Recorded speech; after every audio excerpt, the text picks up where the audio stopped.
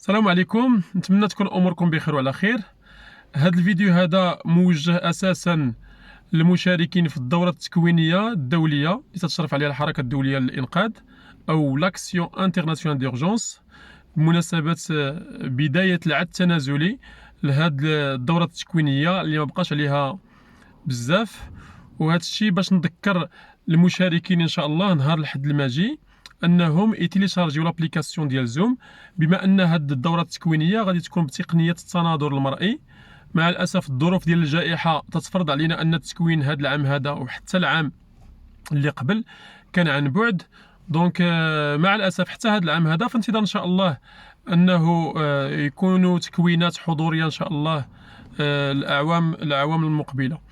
الوغ دونك تنذكر المشاركين باش انهم يتيليشارجيو هاد لابليكاسيون هادي في انتظار ان شاء الله انني غادي نصيفط لكم باقي التعليمات والمعطيات اترافيغ لو جروب واتساب ديالنا ان شاء الله، اللي غادي يوصلكم فيه مجموعه من الفيديوهات اللي عندهم علاقه بالمحاور هاد الدوره التكوينيه، اللي نورمالمون عندها محور رئيسي اللي هو السكتة القلبيه والانعاش القلبي التنفسي، ومحاور فرعيه بحال مثلا تقنيات حمل المصاب، ما ينبغي فعله امام حادثه، تثبيت الكسور، واللي غادي يقدموها لكم ان شاء الله الاعضاء ديال الحركه الدوليه للانقاذ كل من مكان تخصصه باذن الله.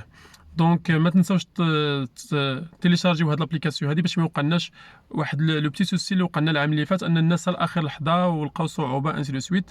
دونك تيليشارجيو هاد لابليكاسيون هادي تقنيه التناظر المرئي زوم، لابليكاسيون زوم اللي اترافيغ هاد لابليكاسيون غنديروا ان شاء الله الجزء الاساسي ولا المحور الاساسي اللي هو غادي يكون بالبث المباشر، اللي هو الانعاش القلبي التنفسي جراء السكتة القلبيه، واللي نعتقد هذا محور مهم جدا.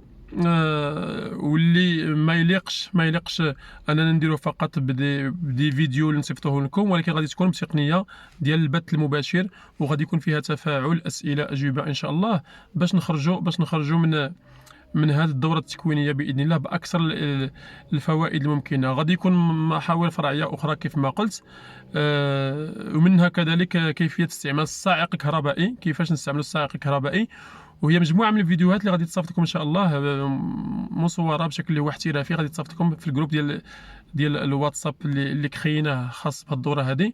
ولكن المحور الرئيسي غادي يكون بالبث المباشر بيناتنا باذن الله. دونك هذه فقط نورمالمون هذا الفيديو الاول، لان طيله هذا الاسبوع هذا ان شاء الله غادي نلوح لكم مجموعه ديال المعطيات اللي تتهم هذه الدوره التكوينيه ان شاء الله، ونتمنى ان الفائده تعم.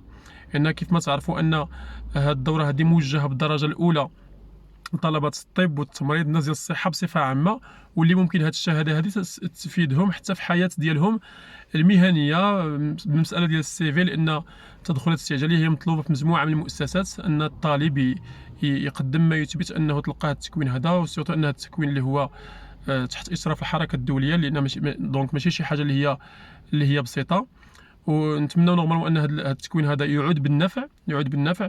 وهذه فرصه نورمالمون باش نذكر المشاركين انه نهار التكوين، بما ان العدد الحمد لله عدد كبير جدا، نحاول نلتزم بعض الضوابط معينه اللي غادي نذكروا عليها لاحقا، باش من اجل السير العادي لهذه الدوره التكوينيه ونخرجوا كلنا مستفيدين، وتكون هذه اضافه لينا، لا على المستوى المهني ولا على المستوى الشخصي، ونستافدوا من المعلومات ومن المعطيات اللي غادي تجي بها هاد الدوره التكوينيه.